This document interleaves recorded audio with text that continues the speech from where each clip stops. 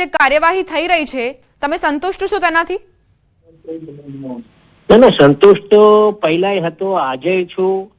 સંતુષ્ટની તો પહેલાથી જ વાત હતી. અમારે કોઈ એવો ઇસ્યુ નતો, કોઈ સમાજ ટુ સમાજ લેવલનો ઇસ્યુ નતો.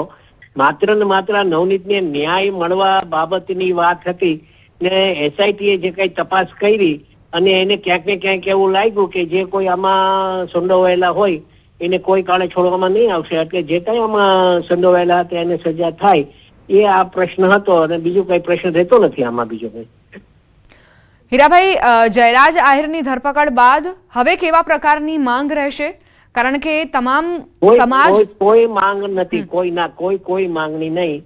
બસ આ જ વાત હતી, જે સાચા તોમતદાર હોય તોમતદારને કાયદાના દ્રષ્ટિએ કાયદાકીય રીતે કામ થાય, આ જ વાત હતી.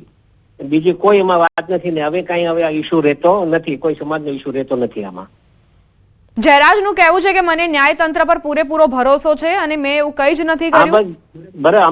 અમને ન્યાયતંત્ર પર ભરોસો છે, અમને ન્યાય પર ભરોસો છે. અને નવનીત બાલધિયાએ જે આરોપો મૂક્યા હતા સ્થાનીય પોલીસ પર, હવે ક્યાંક એસઆઈટીની કાર્યવાહીથી તેઓ સંતુષ્ટ જણાશે? એસઆઈટીની ટીમ એટલે જ રચાણી હતી, એટલે જ રચાવવામાં આવી હતી કે એમને ક્યાંક ને ક્યાંક એવું લાગતું હતું, એટલે આ યોગ્ય તપાસ થઈ અને આ યોગ્ય તપાસના અંતે જે કઈ એમાં બહાર આવવાનું હતું આવી ગયું છે. Thank you. હવે તમે નવનીત બાલધિયાને કેવા પ્રકારની વાત કરશો? કારણ કે તેમણે જ તમને રજૂઆત કરી હતી. મારે કઈ વાત નથી કરવી, મારે કોઈ એવી વાત નથી કરવી, તો હવે ઈ કરશે પોતે કે ભાઈ એને જે ન્યાય મળ્યો છે એમાં એ રાજી વ્યક્ત કરશે, બીજું શું. પણ તમે પણ રજૂઆત કરવા માટે પહોંચ્યા હતા, તમારો સિંહ ફાળો છે નવનીત બાલધિયાને ન્યાય અપાવવામાં. ના, બિલકુલ બેન, વાત સાચી છે તમારી. અને એમાં આજે ન્યાય મળ્યો છે ને અમને વિશ્વાસ હતો, સંપૂર્ણપણે વિશ્વાસ હતો, અને સરકારનો આભાર માનીએ અમે કે કોળી સમાજ જે આશા લઈને બેઠું હતું કે એમને ન્યાય મળે ને એ ન્યાય મળી ગયો છે. આજે તમને એવું લાગ્યું કે તમારી જે મહેનત હતી તે રંગ લાવી?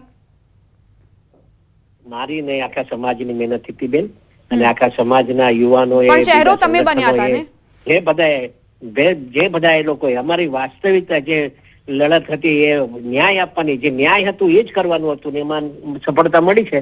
અમે બધાનો આભાર માનીએ બેન. ન્યાય માટે એક માધ્યમ તમે બન્યા હતા હીરાભાઈ, એટલે હું પૂછી રહી છું તમને.